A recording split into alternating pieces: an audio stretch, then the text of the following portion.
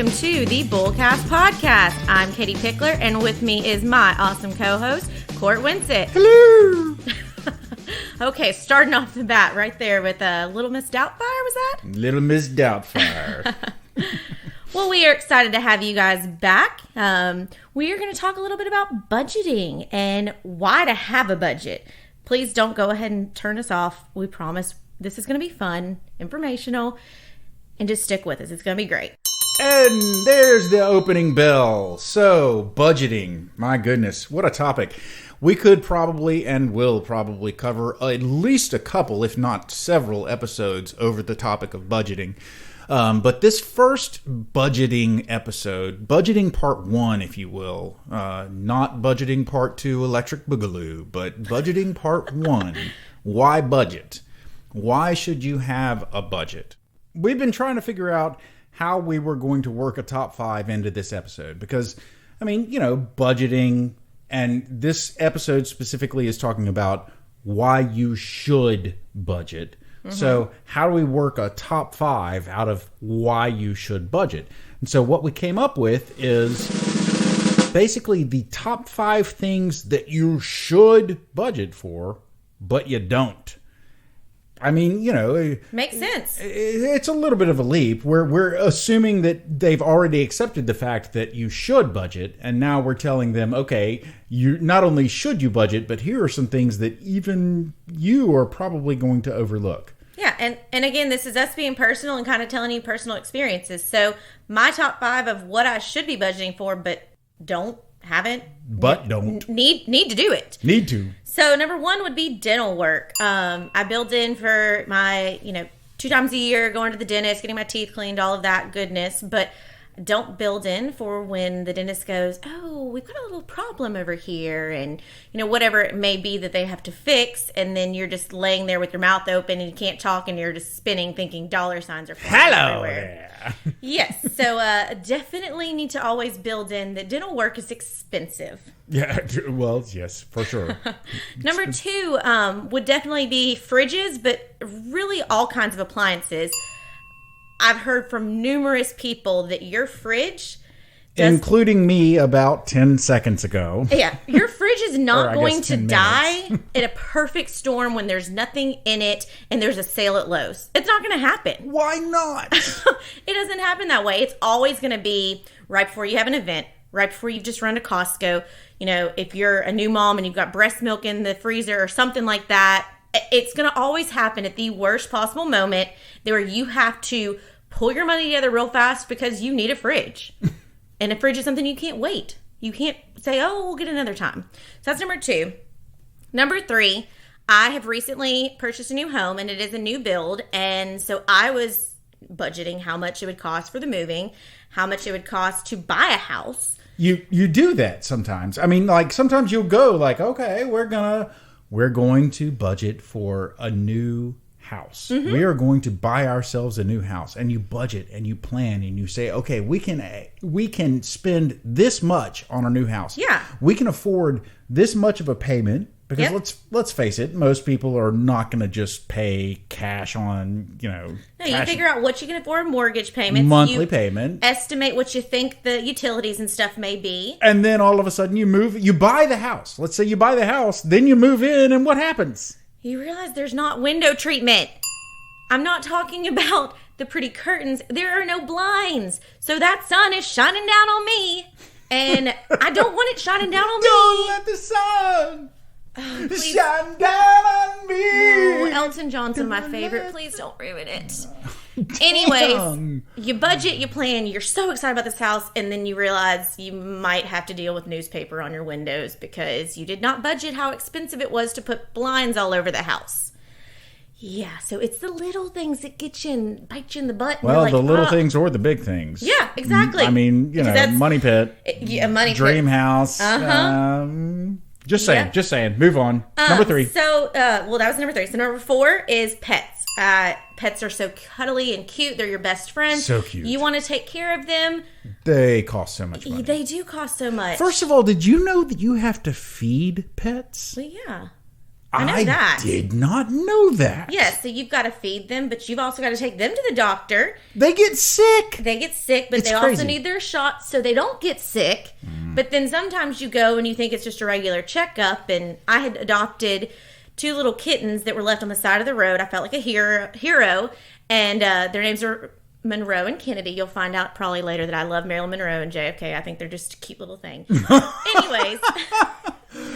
Hey, Jackie! Come here! No. But I found out that there's such a thing as a kitty cardiologist. Oh, no, there isn't. Yes. Come on. My cute little kitten, Kennedy, had a little heart murmur, and of course the vet couldn't handle it, so I took him to a cat specialist. had a cat heart murmur, so you had to bring in the cat cardiologist. Yes, I call him the kitty cardiologist, and the kitty cardiologist is really expensive, and I did not budget for that. Last one, phones. Phones are our life source. They've got our email. They've got everything. I've thought about getting rid of mine. Throw it in the lake. Well, mine's addicted to me. It's never leaving Your phone my is side. addicted to you. You have an extraordinary sense of self. My phone... I always have my phone by me. I am addicted to my phone. Oh, okay. Yes. But your phone is something that we all freak out if we lose it, and we freak out if it dies. But your phone is not going to really die or break at that exact moment you walk into the store and they're like, oh, it's perfect. You have an upgrade or we have a discount. No, it's going to be like 2 days before you had an upgrade happen or when there's some like no sale going on. Now it's over. And you have to have a phone. You can't just, no one can deal with not having a phone anymore. It's just reality. But enough about my top 5. I want to hear about your top 5, Court. Well, my top 5, the top 5 things that I should budget for that I don't, or at least that I didn't until I learned my lesson, right? You learned. Number 1, I learned it. Number 1 is auto maintenance. You go through and you're like, okay, well, I'm going to need this much gas in a month, and I'm going to need this much oil in a month, or this many oil changes in a month or in a couple of months. And then all of a sudden you're like, oh, and then you take it in for the oil change and they go, oh, by the way, you need $4,000 of maintenance that you had no. They're telling you there are things that are wrong with your car that you didn't even know were things that existed. And so all of a sudden you're on the hook for all of this money and you haven't planned for it. So you should always have money set aside. You should always expect that there is something that is gonna go wrong with your car. Plan for your automobiles? Yes. Okay, when I was a kid, there were pools all around me. Everybody, it seemed like, had a pool, and I could not understand why my parents would not let me have a pool, because I loved to jump into the water and swim down to the bottom of the pool and just sit there and float under the water and look and up. freak out your parents. I did. I freaked out my parents. It was, yes. I didn't do it intentionally, but anyway. Okay, so I could not figure out why my parents would not get me a pool. Then I bought a house with a pool. And then you found out. I found out the hard way that pools cost a lot. And even after I realized that pools cost a lot, I still didn't put it in my budget. Because I was like, oh, it's just this one-time thing. Oh, it'll just take this one-time payment to get somebody to clean it, and then it'll be fine, it'll be great. No, nope. That is ongoing. It costs you that same amount, $100, $200, $300 every month. And forget about it if you actually have something like your pump go bad or your pool get destroyed or damaged. Then it's a whole That's a horse of a different color. Yeah, it's absolutely a horse of a different color, Dorothy. What's your next one? Well, I just want to reiterate that I hate pools. Okay, we got it. Okay, I'm kind of going on this whole like, oh, you buy your first house and what weren't you expecting? Well, guess what? You weren't expecting. You weren't expecting that air conditioning is not one of those things that lasts. Every single summer, it seems like I have to pay somebody to come out and put Freon into my air conditioner just to make my house cold. I thought it was one of those things where it was like, oh, yeah, turn it on, it works. Guess what? It doesn't. It costs you money every single year. You have to plan for that stuff. Mm-hmm. Number 4. Okay, I'm sorry. I realize as I say all of these things, I am sounding more and more like an old man. And I guess I am an old man, but pest control. For goodness sake, can you believe it? Hey, you have to pay somebody to come out and spray things in your house that are poisonous, that will keep the bugs out of your house. And and they charge a lot. They do. Because their chemicals are expensive. Yes.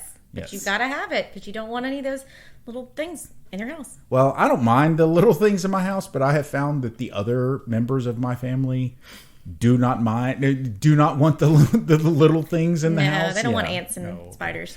Screams in the middle of the night wake me up and terrorize me. Finally, I just want to say things that you should be budgeting for that you don't. Children. Okay. People, when they talk about having children, they talk about what should we do? Should we have a child? Can we take care of it? Will we be good parents? The financial consideration is a big deal. It is. They're expensive. Well, they are. They're so out here. You've got to feed them. I mean, first and foremost. But then beyond that, you've got to clothe them. Who knew that? You have to keep a roof over their head. Mm-hmm. I mean, assuming you have a roof over your own head, you might be good with that. But then you have to entertain them. You have to start doing things to keep them active. Children's sports are expensive, and this is something that you have to budget for. And you probably don't, or at least I didn't. I don't. On a normal basis, I would be like, oh yeah, we've got this and this and this, and then they're going to play soccer in the spring, or soccer in the fall, and baseball in the spring, and we'll do that. No, you can't do that because you have to budget for uniforms. You have to budget for dues for the team. You have to budget for all of these things. If you're on a club team and you have to travel, you have to budget for the traveling. Expenses. All of this stuff, it all adds up. It's and then crazy. At home stuff so they can practice whatever their sport is. Oh my Lanta, it is amazing. So all of these things, you have to take everything into consideration. All of this stuff is stuff that has to go into the budget. It all has to be considered. It all has to be part of the plus column or the minus column. And a lot of times with kids, it's the minus column. Take that into consideration. That is a huge reason you have to budget. And that's our top 5. So, Katie, let's move on. I guess we'll move on to the main topic, which is budgeting, part 1. Mm-hmm. Why budget? Why budget? And, budget phobia. I think instantly when you hear the word budget, a lot of people's skin starts crawling and they get all itchy and they just kind of tuck their head and avoid it. Because budget isn't fun. I mentioned on another episode that I actually have an event planning company in addition to being a financial advisor. And so I have to deal with budgets a lot when I'm working with clients. And I never would dream about doing an event or doing a wedding with somebody if I didn't have an idea of how much they want to spend, have an idea of their budget, and go through with them and figure out what's important, where do they want to split this money out. So you wouldn't do an event without a budget, but yet all of us, or majority of us, are going every day without a budget in our minds. I think I read somewhere like 32% of U.S. households actually use a budget, which is shocking. That's interesting. I wonder how many people have a budget versus use a budget, because those are two very different things. Oh yeah, they are. There may be a lot of people out there that quote unquote have a budget, quote unquote, but using it is part of the whole thing. But how old is your budget? When was the last time you budgeted? You've got to keep on top of these things. And why do you have to do it? First of all, let's talk about why people generally do budget. They usually by the time they decided they budgeted, they're in trouble. Yeah, it's too late. Yeah. You realize you need a budget when you've got one of those major expenses we just mentioned come up. Yeah, something came up and you're like, oh, how are we going to pay for this? What's going on? We've just been willy-nilly spending, and at the end of each month, we're fine. We're not negative, but yeah, we're in trouble now. And what we kind of want you to walk away from with this is that if you don't do a budget until that moment, it's not too late, but you need to do it before you get in trouble. Right. I mean, if you are just now realizing that, oh my, I'm in debt way over my head, I can barely cover my interest payments, I need to budget. It's too late. You've waited too long. If all of a sudden you're trying to get a loan to buy a house, your first house, or to buy a car, or to buy something else, and you go to the bank and you apply for a loan and you get denied because you have bad credit because of all of your debt or whatever, you realize you need to budget. It's too late. You haven't budgeted early enough. If you have some sort of major event, if you're coming up and, okay, for instance, I have 2 daughters, and yeah, you better start planning now for those weddings. Weddings, right? Am I right? Expensive. I'll tell you that. All of a sudden, I get to this point in life where I'm like, oh, my daughters are of marrying age, and I have no money set aside for their weddings, and it's too late at that point. So yeah, you got to do it before you realize you need it. You got to start early. And I'll be honest with you guys, budgets suck. I'm sorry, there's no better way to put it, but they suck. It's not fun to sit there and try and figure out every aspect of your life. And, on another episode, we're going to really break it down how to build it. But this one is just about why it's important, why we feel like you should care enough about taking control of your finances and your life that you want to implement a budget. And we're going to get into another point of how this doesn't have to be that chain to your leg constricting. This can be something that's just part of you, and that you have that awareness of where your money's going, and you're then able to eventually and save and do all these different wonderful things and not freak out when you go to the dentist and have that grandiose bill that pops up, or you go and get your car and something happens with your car. Right. It needs to change as you get married, as you add a kid, as a kid moves out and you hopefully don't have them on your payroll anymore, as your job changes, as your priorities change. It's something that works with you and lives with you, but at the end of it, the budget will give you control.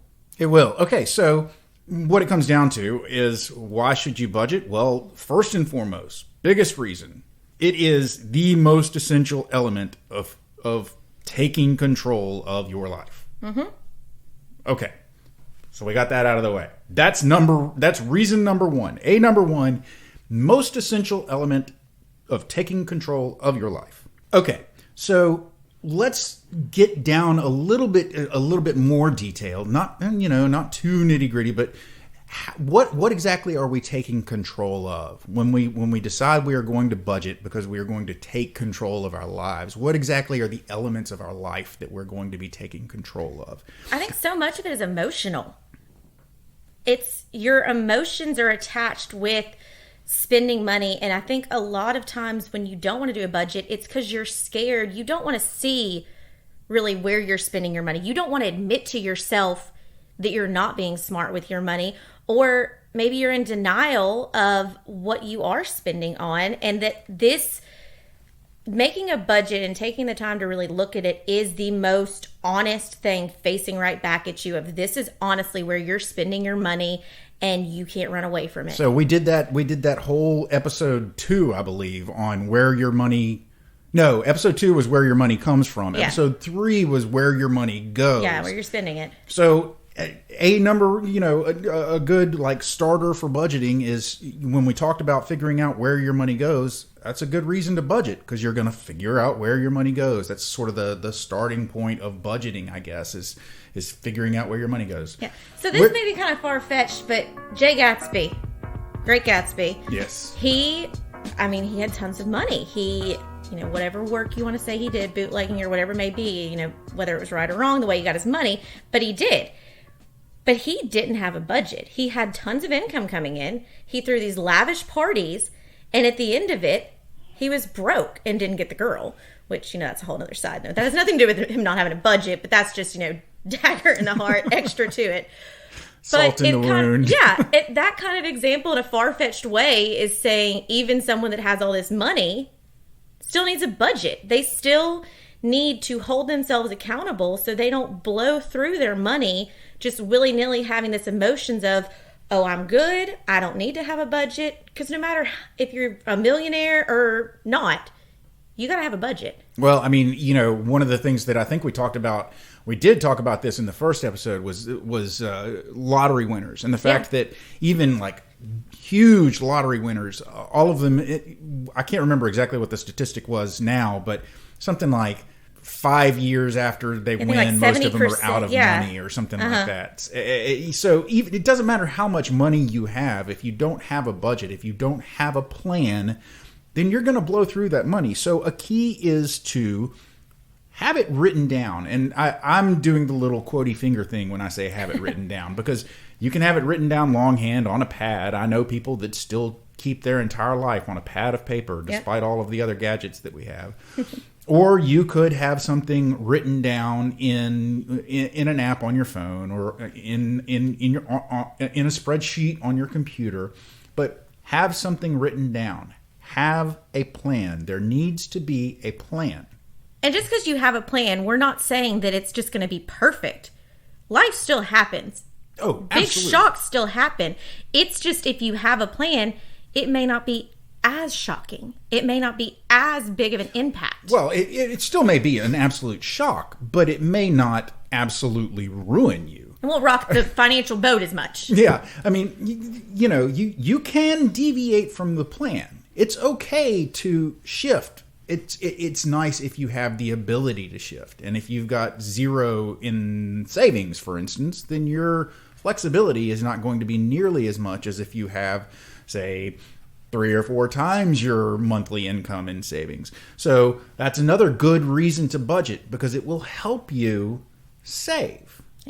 It's habits as well, because it's, if you go to the doctor and he says, oh my gosh, you need to lose weight or you need to change this lifestyle, it's a shock and it's hard to change it. And so a budget can't be written down and changed instantly. It is a lifestyle. It is a habit. And if you're blowing all your money buying loaded nutritional teas every morning, then you're not going to be able to stop doing that instantly. You're going to have to, it's a little drug. You're going to have to wean off a little bit. But that goes back to awareness. Yeah, I read an article the other day about like the top 10 budget busters, things that people don't even think about that end up ruining their budget or whatever. And coffee was one of the top 10. I believe it. Loaded tea. I think that's an up-and-comer. That's the new thing. That's the new trendy thing. All the froyos have been changed out to loaded teas now. Okay, give us another reason. Why else should we budget? It's not just control. It's not just saving. There are several reasons. So what's another good reason that you should budget? I'll throw one out there. Do you ever want to retire? Yep. Oh yeah. Do you want to work until the day you die? Probably not. I would like to retire. I would like to retire. I don't know what age, but I think we're going to talk about that in another episode. Oh yeah, we'll definitely talk about retirement. It'll be a whole thing. It'll be great. But yeah, I definitely want to retire. I don't know really realistically when I'll be able to. We're still working through our new retirement plan based on some changes in our life.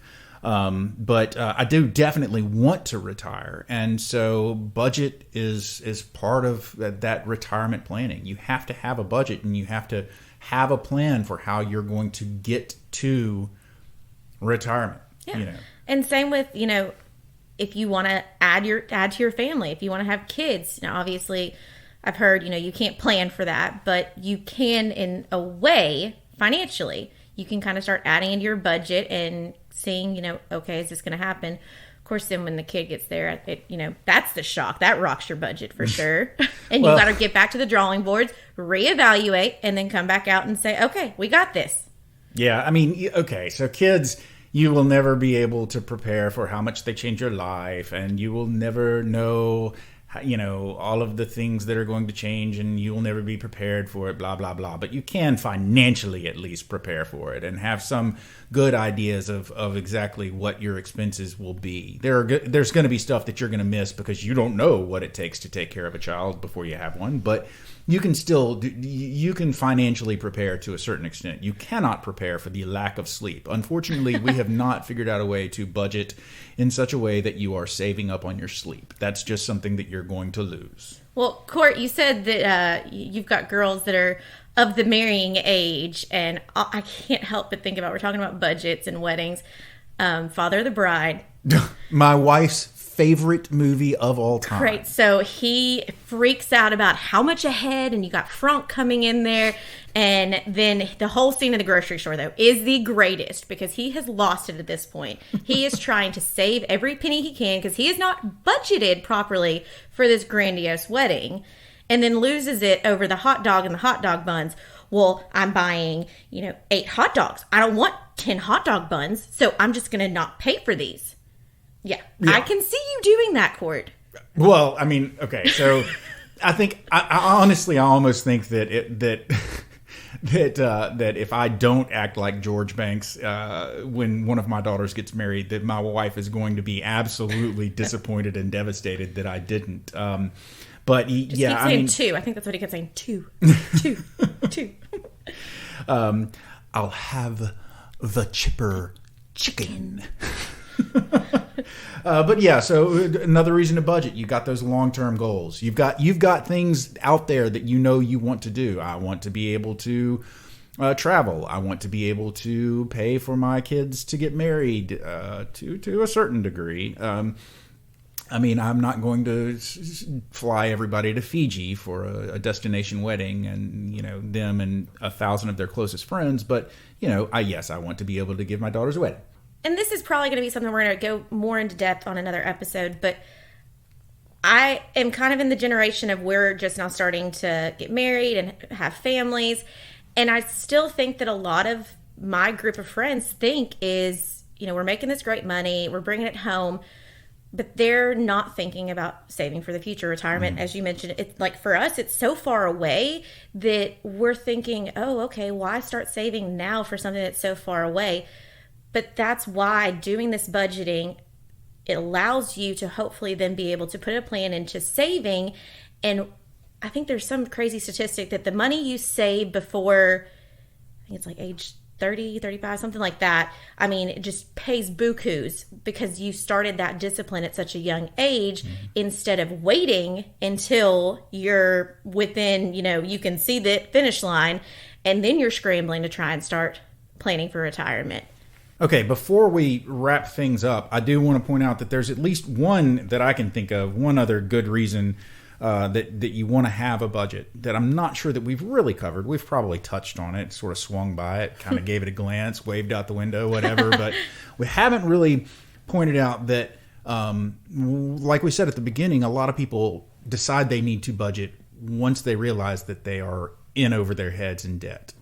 And what you do is you budget to prevent getting in over your head in debt. Trying to avoid that paycheck to paycheck life and that freaking out of looking at your bank account. So those whole episode 2, episode 3, where we talked about the money coming in and the money going out, that's a key element that we'll go over when we talk about how to budget in the next part of this, in budget part 2, Electric Boogaloo, how to budget.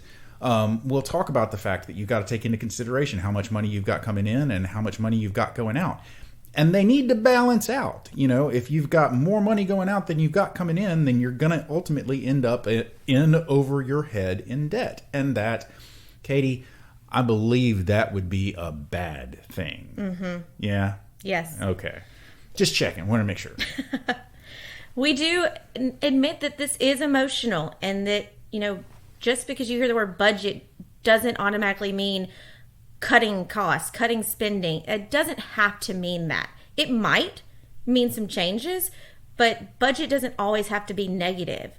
You just look at it as something just kind of keeping you accountable, keeping you aware of where your money's going. It could be prepping for that dream house, but it could also be prepping for those unexpected expenses once you've got that dream house. Yeah, absolutely. And let's not forget about Money Pit. Oh, Money Pit, yes. If you haven't seen it, Shelley Long, Tom Hanks. Oh, that's great movie. Fantastic movie. And I guarantee you they were not prepared for the money that they had to put into that house once they bought it. They did get it on the cheap, but... got it for the cheap, gorgeous house, and they kept running into issues left and right. Crazy. Everything was 2 weeks. Okay, so I hope that we've been somewhat convincing about... the fact that you need to budget and the reasons that you need to budget. But in case you got lost in all of our meanderings, I'll try and just break it down for you real quick. You need to budget because, Katie, why? Because it helps you take control of your life, right? Yes, you need to take control of your life. Number one, you've got to take control of your life. Number two, it helps you figure out where your money is going. Budgeting. Awareness. Yes, absolutely. Having awareness of where you're spending, where things are going, where things are coming from, and then where they're going. Number three, it helps you build up a savings. And savings is key to all of the other reasons that you want to budget, really, which are like retirement, major life events like weddings for your children. Sending them to college. Having kids. Yes. All of those things. Budget is key to being able to successfully do all of those. With financial success, do all of those things. And then finally, budgeting obviously helps you prevent debt.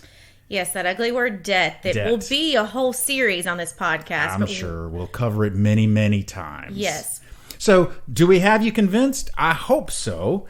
And if we don't, come back, give us another chance, and I guarantee it. Well, no, okay, you know what? In this industry, we never guarantee anything. But come back, and we're going to try. We're going to try to convince you that a budget is the right way to go. Katie, why don't you, for now, sum up what you feel like the key point is. Give us your bullseye for this episode. So my bullseye is that when you look at your bank account, and hopefully, you're fortunate that you do have extra money each month that's sitting there, know that you still need to have a budget. Don't wait until it's too late. Don't wait until you're scrounging for money. Go ahead and put that budget in order. Go ahead and start planning now, because it will pay off, and it's not too late ever.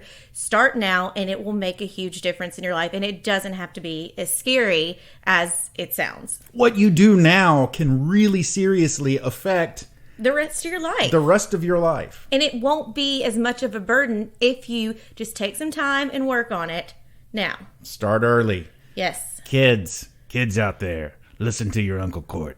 Start early. Okay, that's Katie's bullseye. What about mine? My bullseye is this. A budget does not have to be a ball and chain.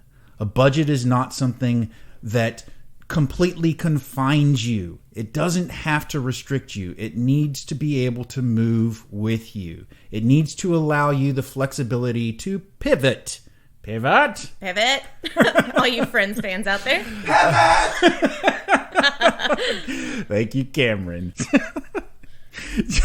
So, okay, back to what I was saying. The budget will not lock you in. It will allow you to pivot. It will allow you to plan, but also shift as needed, because things are going to come up. So don't think of it as a ball and chain. Think of it more like wings or floaties. I don't know, something that it is not meant to lock you into a path. It is meant to lift you up and help you down the path. I like the floaty reference, because I'm picturing right now as you're saying this, I'm about to jump in a pool, and the budget's not wrapped around my ankle. It's not going to sink you to the bottom. Sink. Yeah, right. It's not going to make me sink, but it's like the cute little floaties. It's letting me enjoy the pool and stay up, and pool is life. If you're an adult and budget you're having is a day floaties. drink, then you're not going to sink. See, Katie, it's really simple. Life is a pool, and a budget is floaties. Yeah, I like it. It's Let it be there to help you move through the pool, move through your life. Don't let it constrain you. Do not let it sink you and I are on the same page as always. In sync. I'm Justin. I liked Backstreet Boys better. Oh, my Lanta.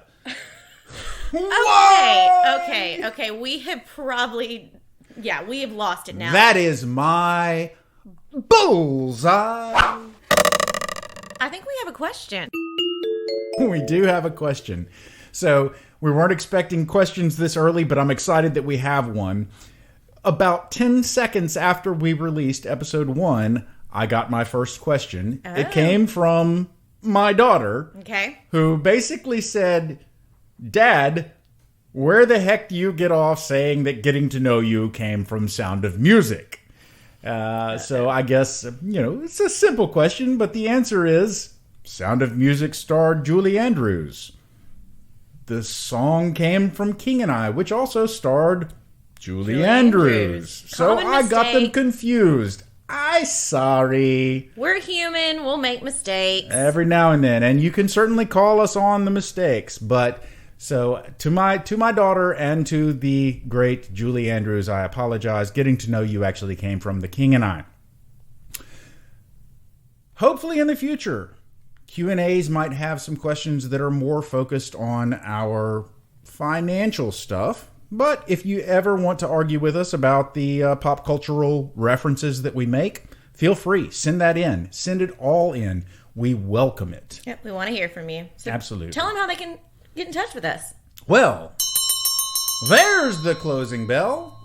So, if you've made it this far, congratulations. We really appreciate you listening to us. We would like to direct you to a couple of different places that you can interact with us. First of all, you can go to our website, bullcastpodcast.com. You can find out more about Katie, find out more about me, send us messages, send us questions, send us feedback, and we will absolutely include your feedback so long as it is 100% positive on the next podcast.